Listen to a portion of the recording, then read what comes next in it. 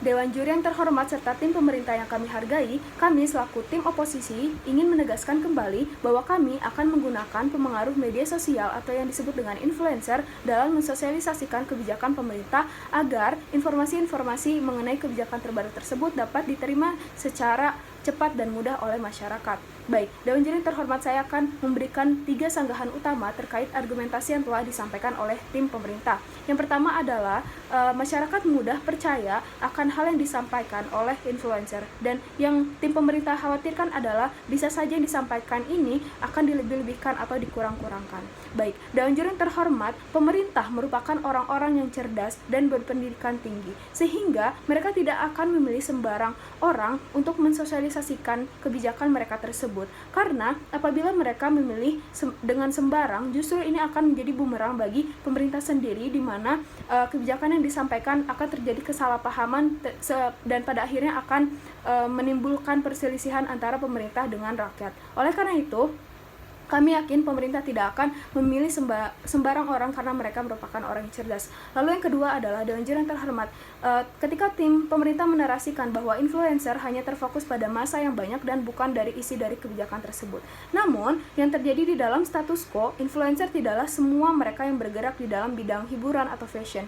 Banyak sekali influencer yang seringkali dan bergerak di bidang politik, seperti Fatur, mantan ketua BEM UGM yang seringkali membahas politik, dan karena dia merupakan seorang influencer, ia mampu mengajak publiknya untuk membahas pula mengenai kebijakan tersebut. Dan hal ini menunjukkan bahwa ia memiliki pengetahuan yang cukup akan politik dan membuktikan juga bahwa influencer pun mementingkan konteks dari kebijakan pemerintah.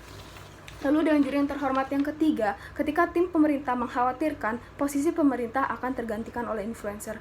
Namun, hal ini tidak akan terjadi karena tetap merekalah yang akan membuat regulasi tersebut, dan mereka pula akan tetap dapat mensosialisasikannya. Namun dalam hal ini mereka akan dibantu oleh para influencer agar informasi mengenai kebijakan yang mereka buat dapat tersampaikan dengan cepat dan baik. Oleh karena itu, argumentasi yang telah disampaikan oleh tim pemerintah sudah kami patahkan. Dan Dewan Juri yang terhormat, masalah yang kami temukan, sosialisasi kebijakan yang dilakukan oleh pemerintah tidaklah efektif dan tidak tersampaikan dengan baik. Mengapa?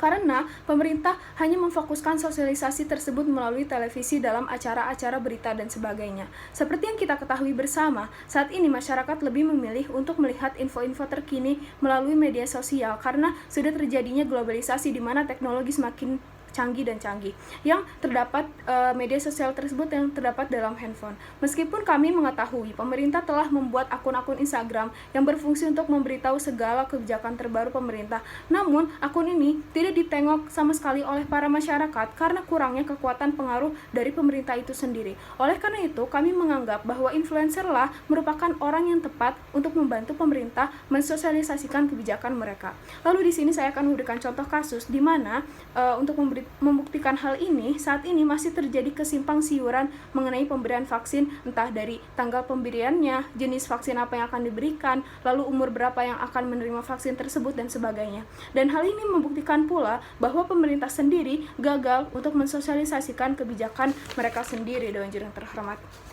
Lalu, memasuki bagian dari argumentasi, saya akan membagi menjadi 2 argumentasi saya yang utama. Yang pertama adalah mengenai mengapa penggunaan jasa influencer sebagai media sosialisasi kebijakan pemerintah tidak dapat disalahkan. Lalu yang kedua adalah mengapa sosialisasi influencer dapat lebih berpengaruh dibandingkan pemerintah.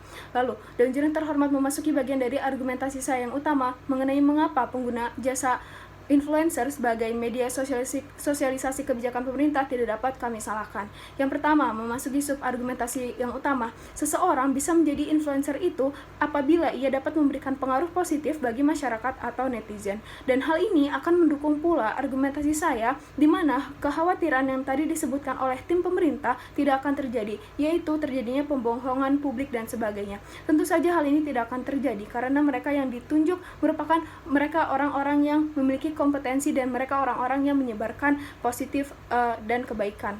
Lalu yang kedua, memasuki bagian dari sub-argumentasi saya yang kedua, Melihat tujuan kami akan mosi ini adalah agar informasi kebijakan dapat tersampaikan dengan mudah dan baik, bukanlah kami ingin mendapatkan pengakuan atau kebenaran dari pengikut influencer tersebut. Influencer juga bukanlah mereka yang anti demokrasi. Mereka akan tetap mendapatkan kritik atas kebijakan yang telah mereka sosialisasikan, sehingga keinginan yang tim pemerintah ingin capai pun bisa terjadi di dalam proposal kami, yaitu mereka ingin adanya diskusi atau reaksi dari masyarakat terkait kritik-kritik kebijakan tersebut, karena kritik tersebut pula akan tetap ada dan menjadi bahan evaluasi bagi pemerintah di dalam proposal kami.